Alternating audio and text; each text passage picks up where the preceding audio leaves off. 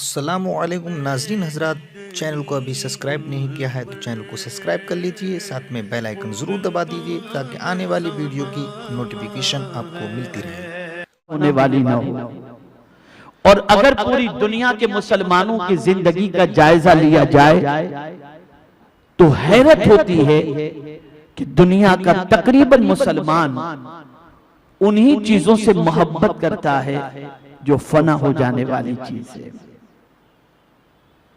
मेरे प्यारे आका सल्लल्लाहु ताला अलैहि वसल्लम के प्यारे दीवानों, जवानी फना हो जाएगी, वजूद फना हो जाएगा, ताकत फना हो जाएगी, माल फना हो जाएगा, लेकिन अगर जवानी बाकी रखनी है, अगर दौलत बाकी रखनी है, अगर जिंदगी बाकी रखनी है, उसका आसान सा नुस्खा ये है कि जो अल्लाह के पास है वो बाकी रहने वाला है। कुरान कहता है कि तुम अल्लाह अज़्ज़ा व जल्ल की बारगाह के अंदर अच्छी जवानी को भेज दो, यानी तुम्हारी जवानी को तुम अल्लाह अज़्ज़ा व जल्ल की याद के अंदर, अल्लाह के फरमान पर अमल करने के अंदर तुमने अगर अपनी जवानी खर्च कर दी तो ये जवानी फना नहीं होगी, कुदरत की बारगाह में तुम्हारी जवानी बाकी रह जाएगी। अगर तुम्हारे पास दौलत है और उस दौलत को अगर तुम फना होने से बचाना चाहते हो तो अपनी दौलत को राह खुदा में कुर्बान कर दो, यही तुम्हारी दौलत अल्लाह की बारगाह के अंदर बाकी रह जाएगी, ये दौलत फना नहीं होगी। इसीलिए कुरान मुकद्दस में अल्लाह अज़्ज़ा व जल्ल ने इरशाद फरमाया, वमा तुक़द्दिमू, जो कुछ तुमने आगे भेजा है, यौम तजिदु कुल्लु नफ्सिन मा अमिलत मिन खैरिन मुहदरा, कयामत के दिन जो अमल भी तुमने किया होगा अल्लाह रब्बुल इज्जत जल्ल जलालुहु उसे तुम्हारे सामने पेश करेगा और वो अमल तुम्हारे सामने हाजिर होगा। अब मैं आपसे पूछना चाहता हूं, राह खुदा में अगर किसी ने जान दी, राह खुदा में अगर किसी ने दौलत दी, अल्लाह की राह के अंदर किसी ने जवानी कपाई, अल्लाह अज़्ज़ा व जल्ल और उसके रसूल सल्लल्लाहु अलैहि वसल्लम के फरमान पर अमल करने के अंदर उसने मेहनत और मशक्कत की, तो मेरा परवरदिगार उसके अमल को महफूज रखेगा और ये अमल खत्म नहीं होगा, बल्कि अल्लाह की बारगाह में ये मौजूद रहेगा और कल बरोज़े क़यामत यही अमल हमारी नजात का सामान बन जाएगा। लेकिन आज अगर हम जायजा लें, दौलत हो या जवानी हो, वक्त हो या जिंदगी हो, हम उसको उसी राह की तरफ खर्च करते हैं और उसी राह पे खपाते हैं जिस राह पे ले जाने के बाद उसका कोई भी हासिल न दुनिया में हमें इस एतबार से कि अल्लाह अज़्ज़ा व जल्ल की रजा उससे हासिल हो जाए या रसूल गिरामी वक़ार सल्लल्लाहु अलैहि वसल्लम की खुशनुदी हासिल हो जाए, उसके लिए हम खर्च नहीं करते। अब आइए मैं आपको बताऊं, जो इस आये करीमा के टुकड़े के असरार और रुमूज से वाकिफ हैं, जो इस आये करीमा की गहराई के अंदर चले गए, उन्होंने फिर अपने लम्हे लम्हे की कद्र की और रब्बे कदीर जल्ल जलालहू की इताअत के अंदर और उसकी फर्माबरदारी में अपनी जिंदगी गुजारते रहे। एक वाकया मैं आपके सामने पेश करता हूं जिससे आप समझ सकेंगे कि अल्लाह अज़्ज़ा व जल्ल की मोहब्बत में जो फना हो जाता है वो फना होने के बाद बाकी बन जाता है। इसीलिए अल्लाह अज़्ज़ा व जल्ल के एक वली कामिल का नाम बाकी बिल्लाह था। जानते हैं आप, उन्होंने वसीयत फरमाई थी कि मेरी नमाज़े जनाजा को पढ़ाए जिसकी असर की सुन्नत कभी तर्क न हुई हो। इंतकाल हुआ, आपके विसाल के बाद मुरीदीन, उलमा, मुत्तकीन जनाजा सामने रखकर एक दूसरे का मुंह तक रहे थे, वसीयत याद आ रही थी, लेकिन पूरे मजमे में से किसी की हिम्मत न हुई कि नमाज़े जनाजा पढ़ाने के लिए जाए।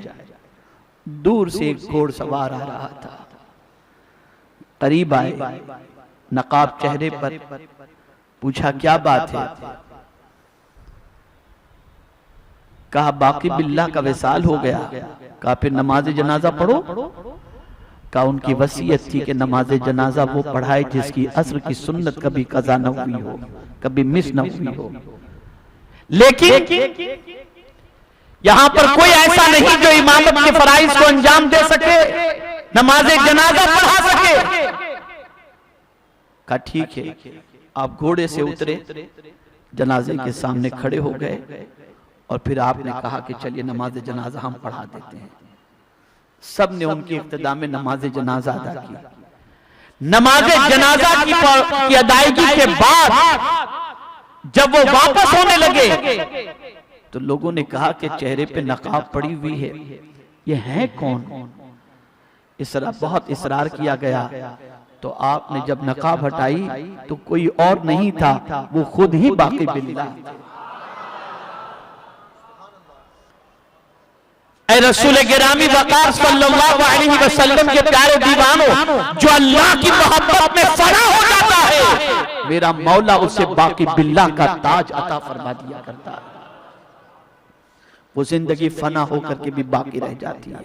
आप अपनी जिंदगी के उन लम्हात को याद करो, आप अपनी जिंदगी के उन औकात को याद करो जो आपकी जिंदगी के लम्हात याद इलाही में गुजरे होंगे। जब जब आप याद करेंगे आपका दिल अंदर से अंगड़ाइयां लेगा कि अल्लाह अल्लाह अकबर, वो लम्हात कितने अच्छे थे जो याद इलाही में बसर होते थे। एक मिसाल के जरिए समझाऊंगा तो बात अच्छी तरीके से समझ में आ जाएगी। माह रमज़ानुल मुबारक जब गुजर जाता है तो इंसान को अफसोस होता है कि वो लम्हे कितने अच्छे थे जो याद इलाही में गुजरते थे। अब आइए हजरत मखदूम सिमना रहमतुल्लाह ताला अलैह की हयात तैयबा के चंद गोशे को समाअत फरमाएं। मेरे प्यारे आका सल्लल्लाहु ताला अलैहि वसल्लम के प्यारे दीवानों, हजरत मखदूम सिमना रहमतुल्लाह ताला अलैह के वालिद हजरत सैयद इब्राहिम रहमतुल्लाह ताला अलैह सिमना के ताजदार थे। एक रोज अपनी बीवी के साथ तशरीफ फरमा थे कि एक मजजूब इत्तेफाक से उनका नाम भी इब्राहिम ही था। वो आए, मियां बीवी को दोनों को देखा तो हजरत सुल्तान सैयद इब्राहिम रहमतुल्लाह ताला अलैह खड़े हो गए और उस मजजूब का इस्तकबाल किया। उनके सामने दो जानू अदब के साथ बैठे और हजरत इब्राहिम रहमतुल्लाह ताला अलैह मजजूब का नाम था और सैयद इब्राहिम रहमतुल्लाह ताला अलैह ये मखदूम सिमना के वालिद का नाम था। हजरत इब्राहिम रहमतुल्लाह ताला अलैह बैठे और बैठने के बाद इरशाद फरमाते हैं, तुम दोनों मुतफक्किर क्यों हो? क्या सोच रहे हो? तुम्हें कोई औलाद नरीना चाहिए ना? अल्लाह रब्बुल इज्जत जल्ल जलालहू तुम्हें औलाद नरीना अता फरमाएगा। दोनों ने जब ये सुना तो खुशी की इंतहा न रही और फिर उन्होंने ही नाम बता दिया कि एक का नाम अशरफ रखना जो बहुत बड़ा वली कामिल होगा और दूसरे का नाम आरफ रखना। अल्लाह अज़्ज़ा व जल्ल ने चंद दिनों के बाद हजरत मखदूम अशरफ जहांगीर समनानी रहमतुल्लाह ताला अलैह को इस फर्शे गिती पर पैदा फरमाता है और आपकी विलादत होती है। एक बुजुर्ग का इशारा पहले से था कि ये वली कामिल है। हजरत मखदूम अशरफ जहांगीर समनानी रहमतुल्लाह ताला अलैह की विलादत के बाद उनकी निगरानी के लिए भी कहा गया था, उनकी तरबियत में कोई कसर न रह जाए उसके लिए भी कहा गया था और उनकी विलायत के हवाले से भी पहले से पेशेनगोई दे दी गई थी। अल्लाह अकबर।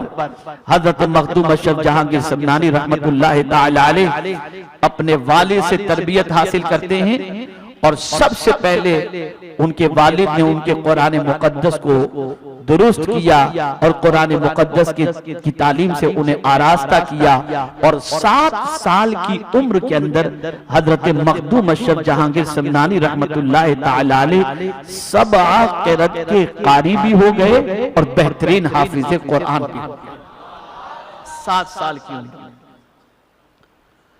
और उसके बाद हजरत मखदूम सिमना रहमतुल्लाह ताला अलैह उलमा से तरबियत पाते, वालिद मुत्तकी थे, परहेजगार थे, और याद रखें वाजिब और फराइज के ही पाबंद न थे बल्कि सुनन और मुस्तहब्बात के भी पाबंद थे। वालिदा भी बहुत ऊंचे मकाम पर फाइज थी। निहायत की निगहबानी के साथ हजरत मखदूम अशरफ जहांगीर समनानी रहमतुल्लाह ताला अलैह की तरबियत का सिलसिला जारी और सारी रहा। अल्लाहु अकबर। हजरत सैयद इब्राहिम रहमतुल्लाह ताला अलैह जो हजरत मखदूम अशरफ के वालिद थे, उनका विसाल हो गया। और विसाल होते वक्त हजरत मखदूम सिमना की उम्र कमोबेश 15 साल की थी। और आपके वालिद के विसाल के बाद सल्तनत आपके हाथ में आई और आप उस वक्त जो है सल्तनत के हुक्मरान की हैसियत से, सुल्तान की हैसियत से तख्त के ऊपर मुतमक्किन हुए 15 साल की उम्र में। मैं तलबा से कहूंगा जरा अपनी उम्र सोचो और मखदूम सिमना की उम्र सोचो। आपकी 15 साल की उम्र में आपकी क्या पोजीशन है और मखदूम सिमना अलैहि रहमत व रिज़्वा ताजदार बनकर के, सल्तनत के हुक्मरान बनकर के तख्ते शाही पर मुतमक्किन होते हैं। 15 साल की उम्र थी। अल्लाहु अकबर। हजरत मखदूम सिमना रहमतुल्लाह ताला अलैह उस 15 साल की उम्र के अंदर हुकूमत संभालते हैं। और उसके बाद आप ये समझ सकते हैं कि 15 साल की उम्र का नौजवान जिसे खुद को संभालना मुश्किल होता है, लेकिन वो एक सल्तनत का हुक्मरान बनकर, तख्तो ताज का मालिक बनकर जब हुक्मरानी कर रहा होगा तो उसकी सिचुएशन क्या होगी।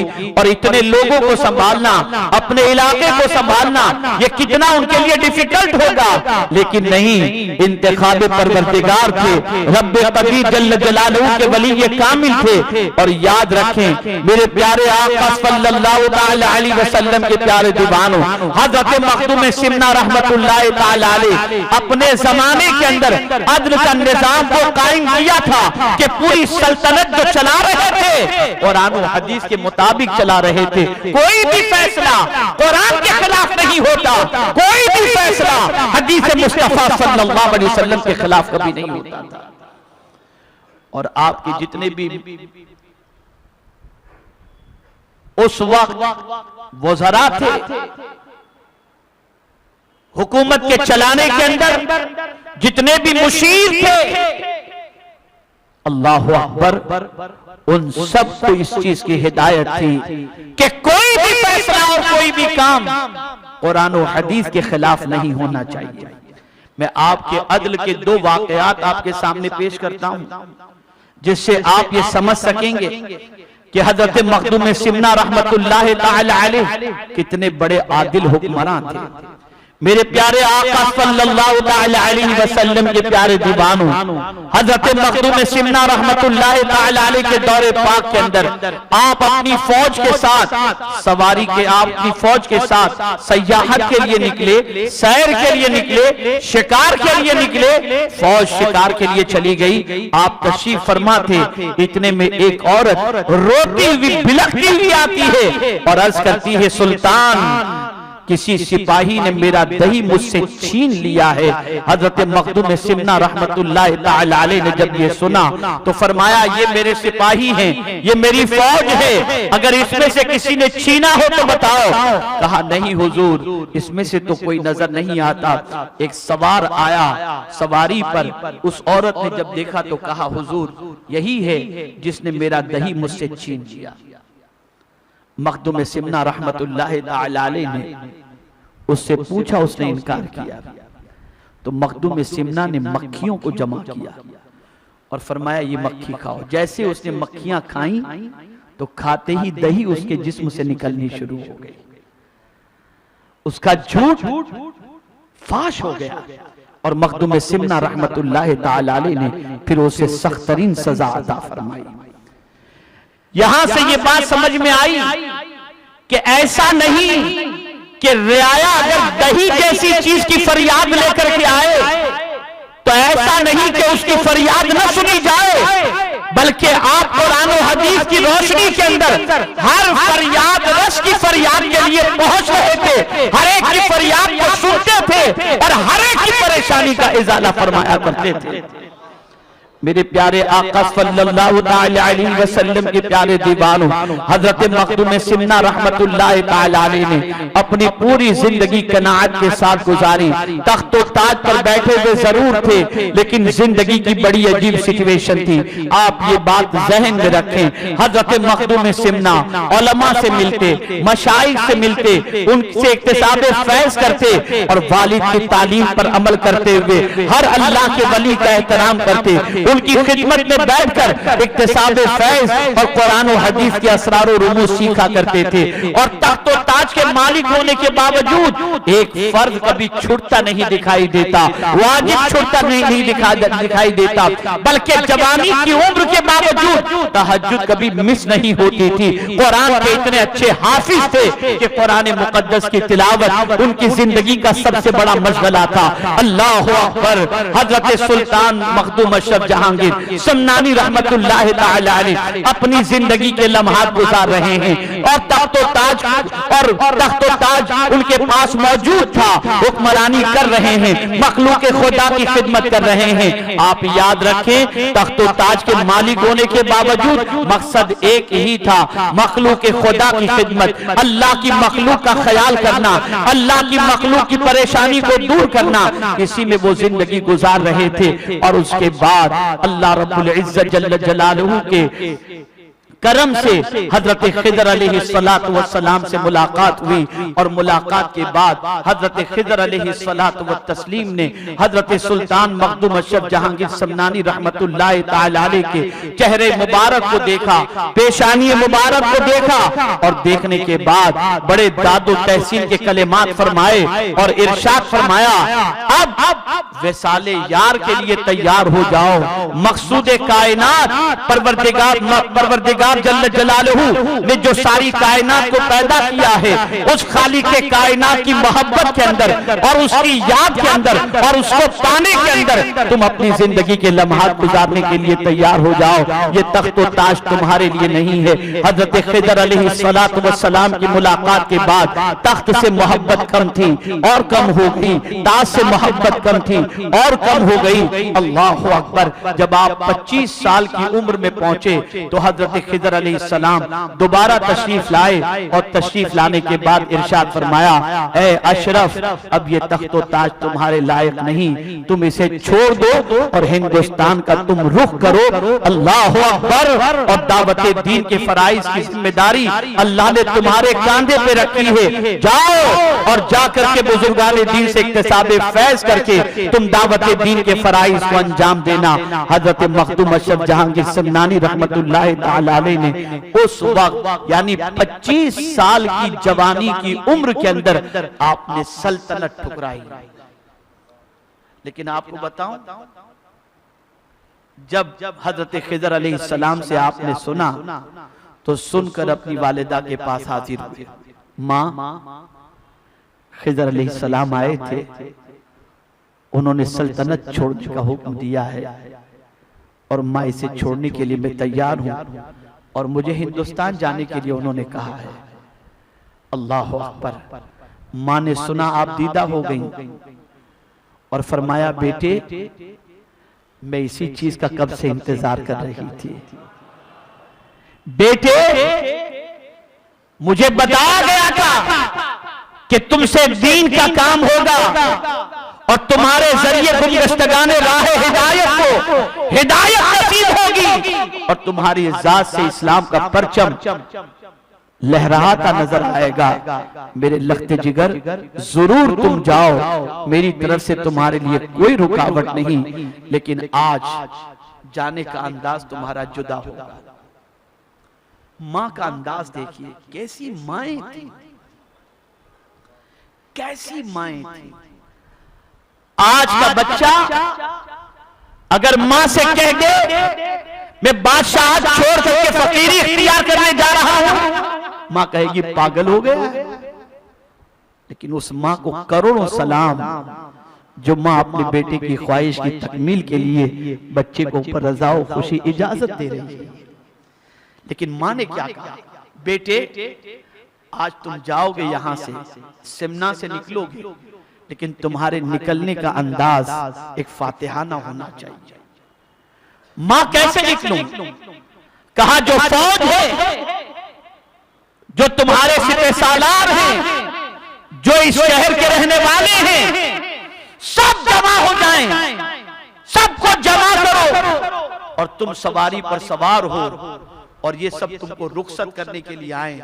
तो जब मैं तुम्हें निकलता देखूं तो मैं ये समझूं कि मेरा बेटा सिर्फ फातिह बन करके नहीं जा रहा है, फातिह नफ्स बन करके जा रहा है।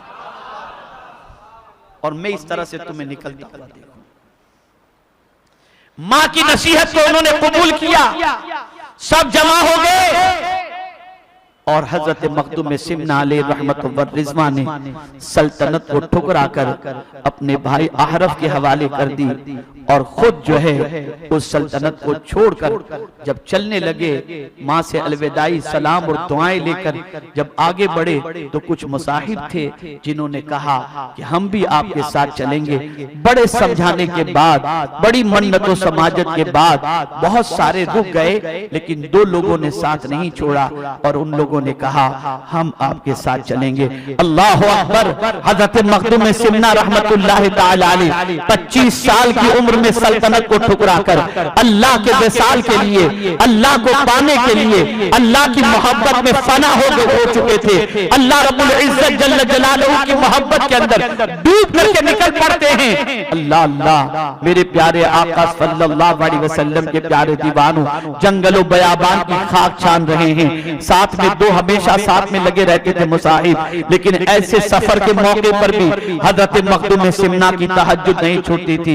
एक बार लंबे सफर के बाद थकान महसूस हुई तो थकान की वजह से दो साथी सोए रहे, आप भी सोए, लेकिन तहज्जुद के लिए बेदार हुए, देखा दोनों सो रहे हैं तो आपको ख्याल हुआ हमेशा ये दो साथ लगे रहते हैं, इनके खाने की फिक्र करो, इनकी हर चीज का ख्याल करो, ये हमेशा मेरी इबादत में मुखिल होते हैं। उनको दोनों को ऐसा ही छोड़ दिया सोते में और खुद रवाना हो गए। घोड़ा था जिस पर सफर फरमा रहे थे, आपने एक गरीब को देखा, कहा ये घोड़ा तुम ले लो, और घोड़ा दे करके फिर वो पैदल सफर शुरू करते हैं। अल्लाह अकबर। मेरे प्यारे आका सल्लल्लाहु अलैहि वसल्लम के प्यारे दीवानों, मोहब्बत इलाही की चाशनी इतनी अजीब होती है कि जब कोई जामे मोहब्बत पी लेता है तो फिर उसे किसी चीज का ख्याल नहीं रहता, वो अपनी यार की मोहब्बत में मगन हो जाता है। उसे तो हर मकाम पर अपने महबूब के जलवे नजर आते हैं और महबूब की याद में तड़पते हुए वो अपने सफर को मुकम्मल करता हुआ नजर आता है। हजरत मखदूम सिमना रहमतुल्लाह ताला अलैह सफर फरमा रहे हैं और सफर फरमाते हुए हजरत मखदूम सिमना रहमतुल्लाह ताला अलैह हिंदुस्तान की सरजमीन पर कदम रखते हैं। कई औलिया से मुलाकात हुई, कई मशाइख से मुलाकात हुई, कई लोगों से इक्तिसाब फैज़ किया, लेकिन अल्लाह अकबर, जितने भी बुजुर्ग मिले सब ने कहा ए अशरफ जाओ जल्दी से हिंदुस्तान पहुंचो, वहां पर तुम्हारा शेख अलाउद्दीन इंतजार कर रहे हैं। अल्लाह अकबर। हजरत मखदूम सिमना रहमतुल्लाह ताला अलैह दिल्ली पहुंचने के बाद हजरत महबूब इलाही की बारगाह में, हजरत कुतुबुद्दीन बख्तियार काकी अलैहि रहमा की बारगाह में थोड़ा सा कयाम करते हैं। उनके आस्थाने से इक्तिसाब फैज़ के बाद दो रिवायतें मिलती हैं। एक रिवायत ये मिलती है कि आप दिल्ली से डायरेक्ट बिहार तशरीफ ले गए और एक रिवायत ये मिलती है कि आप दिल्ली से बंगाल तशरीफ ले गए। अल्लाह अकबर। मखदूम सिमना अलैहि रहमत व रिज़वा के हवाले से जो बिहार के मुतालिक रिवायत मिलती है उसमें ये वाकया भी मौजूद है कि जब आप दिल्ली से बिहार की तरफ रवाना हुए तो अल्लाह अकबर, हजरत ख्वाजा याह्या मुनीरी रहमतुल्लाह ताला अलैह जो बिहार के एक अजीम वली कामिल और वक्त के अजीम कुतुब थे, उनका विसाल हो चुका था, लेकिन उन्होंने वसीयत फरमाई थी कि मेरी नमाज जनाजा वो पढ़ाए जिसके अंदर 3 खूबियां मौजूद हों। एक तो वो कि वो सैयद, वो जो है सहीहुन नसब सैयद हो, सहीहुन नसब सैयद हो, तारीखे सल्तनत हो और सब क़िरात का कारी हो। जब हजरत मखदूम सिमना वहां पहुंचे तो ये तीनों खूबियां उनके अंदर मौजूद थी। तो हजरत याह्या मुनीरी रहमतुल्लाह तआला अलैह की नमाज़े जनाजा हजरत मखदूम सिमना रहमतुल्लाह तआला अलैह ने पढ़ाई। अब मैं आपको कुछ ऐसी बातें बताऊं जिसे सुनने के बाद आपको पता चलेगा कि हजरत मखदूम सिमना का मकाम क्या था। सुनो, हजरत मखदूम सिमना रहमतुल्लाह तआला अलैह बुजुर्गाने दीन से इक्तिसाब फैज़ करते हैं। मखदूम जहानिया जहां गश्त रहमतुल्लाह तआला अलैह से भी इक्तिसाब फैज़ करते हैं और सारे बुजुर्ग यही कहते हैं जल्दी करो, रास्ते में क़याम कम करो, जल्दी से बंगाल पहुंचो, पंडवा पहुंचो, वहां पर तुम्हारा शेख अलाउद्दीन रहमतुल्लाह तआला अलैह, शेख अलाउद्दीन तुम्हारा इंतजार कर रहे हैं। हजरत मखदूम अशरफ जहांगीर सिमनानी रहमतुल्लाह तआला अलैह सबसे मिलते मिलाते बढ़ रहे हैं। अल्लाह अल्लाह, हजरत शेख अलाउद्दीन पंडवी रहमतुल्लाह तआला अलैह अपनी खानकाह के अंदर कैलूला फरमा रहे थे। कैलूला किसे कहते हैं मालूम है? दोपहर को खाना खाने के बाद जो थोड़ी देर आराम किया जाता है उसे कैलूला। और कैलूला सुन्नत इसके लिए है, इसको समझें कि रात को इबादत के अंदर आसानी हो जाए। अगर आदमी कैलूला कर लेता है ना तो रात जगना उसके लिए आसान हो जाता है। तो कैलूला फरमा रहे थे, अचानक उठ करके बैठ गए और कहते हैं दोस्त की खुशबू आ रही है, दोस्त की खुशबू आ रही है। और जल्दी से उठ करके आपने वुजू किया और वुजू करने के बाद पालकी तैयार करवाई और तैयार करवाने के बाद बाहर निकले। खुलफा मुरीदीन सबको साथ लेकर के बाहर निकले। चलो चलते हैं, दोस्त की खुशबू आ रही है। सबको हैरत होती है कि शेख अलाउद्दीन पंडवी रहमतुल्लाह तआला अलैह कभी अपनी खानका से किसी के लिए वक्त का ताजदार भी आ जाए तो उसके लिए कभी नहीं निकलते थे। ऐसा कौन है जिसके लिए आज शेख अलाउद्दीन खुद तशरीफ ले जा रहे हैं?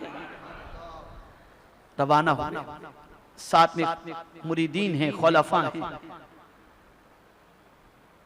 मेरे प्यारे आका सल्लल्लाहु अलैहि वसल्लम के प्यारे दीवानों, एक दरख्त के पास पहुंचे और पहुंचने के बाद वहां पर आप रुक गए और रुक करके टिकटिकी बांध करके उस रास्ते की तरफ देख रहे थे जिस रास्ते से हजरत मखदूम अशरफ तशरीफ लाने वाले थे। मुरीदीन और खलफा के साथ बैठे हैं। थोड़ी देर के बाद गर्द गुबार उठती हुई दिखाई दी और उसमें से जो चेहरा नुमाया तौर पर आने वाले का नजर आ रहा था, उसे देखने के बाद हजरत शेख अलाउद्दीन पंडवी रहमतुल्लाह तआला अलैह के चेहरे पर मुस्कुराहट आ गई। जैसे ही मखदूम सिमना हजरत शेख अलाउद्दीन पंडवी रहमतुल्लाह तआला अलैह के करीब पहुंचे, अल्लाह अल्लाह, मखदूम सिमना ने उन्हें गले से लगा लिया। अपने गले से लगाने के बाद जो कुछ नवाजना था वो नवाजा और नवाजने के बाद पालकी के अंदर अपने साथ उन्हें बिठाया और बिठा करके उस पालकी के साथ खानकाह में लेकर के आए। मेरे प्यारे आका सल्लल्लाहु अलैहि वसल्लम के प्यारे दीवानों, एक तसव्वुफ का अजीम नुक्ता मैं आपके सामने पेश करता हूं। तसव्वुफ का अजीम नुक्ता, तसव्वुफ का अजीम नुक्ता एक ये है, तवज्जुह इत्तेहादी। तवज्जुह इत्तेहादी किसे कहते हैं? मुरीद और मुराद, शेख और मुरीद, इन दोनों के अलावा कोई तीसरा न हो। शेख को मुरीद देख रहा हो और मुरीद को शेख देख रहा हो, जब ये तवज्जो एक दूसरे की एक हो जाए, यानी दोनों एक दूसरे को तकते हों और दोनों की तवज्जो एक दूसरे पर जम जाए, इसको कहते हैं तवज्जो इत्तेहादी। और ये जो नजर से पिलाया जाता है, ये किसी और चीज से आदमी पा ही नहीं सकता, इसे कहते हैं तवज्जो इत्तेहादी। मैं आपको समझाऊं, सैयदना सिद्दीक अकबर रज़ियल्लाहु मौला तबारक व तआला अन्हु मक्का मुकर्रमा में हुजूर सल्लल्लाहु अलैहि वसल्लम के साथ थे। मदीने के लोग जब मक्का मुकर्रमा आते तो सिद्दीक अकबर को भी जानते थे, हुजूर सल्लल्लाहु अलैहि वसल्लम को भी जानते थे। लेकिन हुजूर सल्लल्लाहु अलैहि वसल्लम जब हिजरत फरमाते हैं तो गारे सौर के अंदर सिद्दीक होते हैं, मुस्तफा प्यारे होते हैं, कोई तीसरा नहीं होता। सिद्दीक की नजर हुजूर पर, हुजूर की नजर सिद्दीक पर, दोनों के अलावा कोई तीसरा वहां नहीं होता। तो उस तवज्जो इत्तेहादी की बरकत यह हुई कि जब हुजूर मदीने में पहुंचे तो पहचानना मुश्किल था हुजूर कौन है और अबू बकर कौन। वो फिर अपने रंग के अंदर रंग दिया जाता है। आला हजरत अजीमुल बरकत का मामला भी ऐसा है। खातमुल अकाबिर हजरत सैयद आले रसूल मारा रवि रहमतुल्लाहि तआला अलैह ने जब आला हजरत को अपने हुजरे में बुलाया और वो तशरीफ ले गए, जब मुरीद बनकर के निकले तो पहचानना मुश्किल था कि आले रसूल कौन है और अहमद रजा कौन है, इसलिए कि वहां भी तवज्जो इत्तेहादी थी, तवज्जो इत्तेहादी। यहां भी पालकी में कोई तीसरा न था। हजरत शेख अलाउद्दीन पंडवी रहमतुल्लाहि ताला अलैह थे और मखदूम सिमना रहमतुल्लाहि ताला अलैह। खानका आ गई, पालकी रखी गई, उतरते ही हजरत मखदूम सिमना हजरत शेख अलाउद्दीन पंडवी रहमतुल्लाहि ताला अलैह के कदम को पकड़ लेते हैं और चूमने लग जाते हैं। शेख ने उठाया और फिर उसके बाद हजरत मखदूम अशरफ जहांगीर सिमनानी रहमतुल्लाहि ताला अलैह के लिए एक हुजरे का एहतमाम किया, उसके बाद हल्क़े इरादत में दाखिल किया और हल्क़े इरादत में दाखिल करने के बाद अल्लाहु अकबर, हजरत शेख अलाउद्दीन पंडवी रहमतुल्लाहि ताला अलैह ने हर तरीके से उनका ख्याल रखने के लिए खुद्दाम को हुक्म दिया। लेकिन आप देखें तरबियत किस तरीके से होती थी और तरबियत का अंदाज कितना अजीम हुआ करता था। आप जानते हैं हजरत शेख अलाउद्दीन पंडवी रहमतुल्लाहि ताला अलैह, बहुत प्यारा नुक्ता मैं अर्ज कर रहा हूं, इससे इंशाअल्लाह अज़ीम अज़मत मखदूम सिमना आपके दिल में पैदा होगी।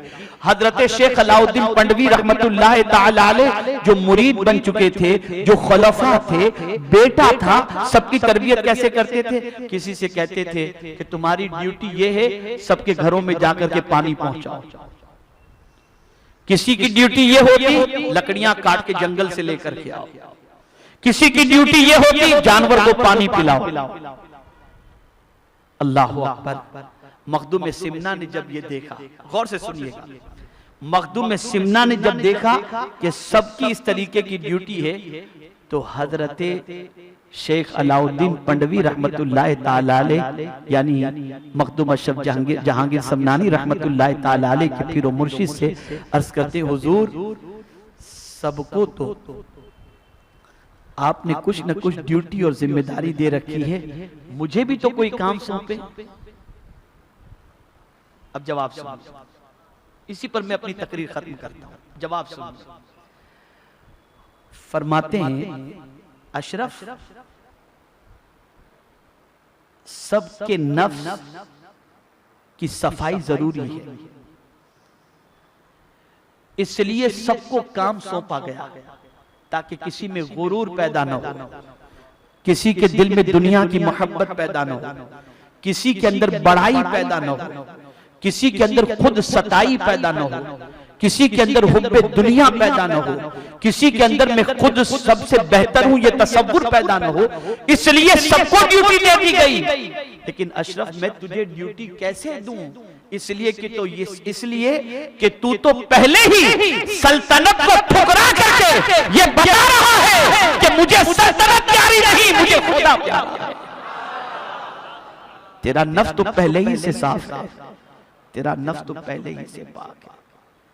ए रसूल आज़म सल्लल्लाहु अलैहि वसल्लम के दीवानों, याद रखें हजरत मखदूम सिमना रहमतुल्लाहि ताला अलैह का बड़ा एहसान है हिंदुस्तान के मुसलमानों पर कि आपने इस्लाम के परचम को लहराया और आपकी जात से इस्लाम को काफी तकवीयत पहुंची। याद रखें जो कुछ हमारे पास है वो सब खत्म हो जाएगा और जो अल्लाह के पास है वो बाकी रहने वाला है। अपनी जिंदगी, अपनी जवानी, अपनी दौलत, अपना मामला अल्लाह के सुपुर्द कर दो और जब तुम अल्लाह के हवाले अपनी जवानी कर दोगे, उसके जिक्र में खर्च कर दोगे, उसकी याद में खर्च कर दोगे, वो बाकी है, उसका जिक्र बाकी रहेगा और इंशाअल्लाह उल अज़ीम ये किया जाने वाला अमल भी बाकी रहेगा। तो कुरान के असरार और रुमूज जिनसे वाकिफियत हासिल हो जाती है और असरार और रुमूज जिनके सामने खुल जाया करते हैं, उनकी पोजीशन ये होती है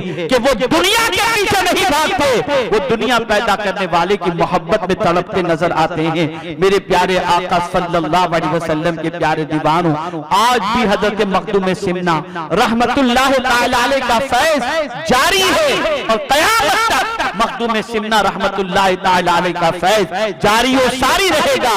और उनकी जानिब से मिलने वाली फिक्र सबसे बड़ी ये है कि तुम्हारे पास अगर किसी इलाके की सल्तनत हो तो तुम इसे बड़ी मत समझना, इससे बड़ी सल्तनत चाहिए, सब कुछ ठुकरा कर उसके बन जाओ, वो तुम्हारा हो गया, सब कुछ तुम्हारा हो जाएगा।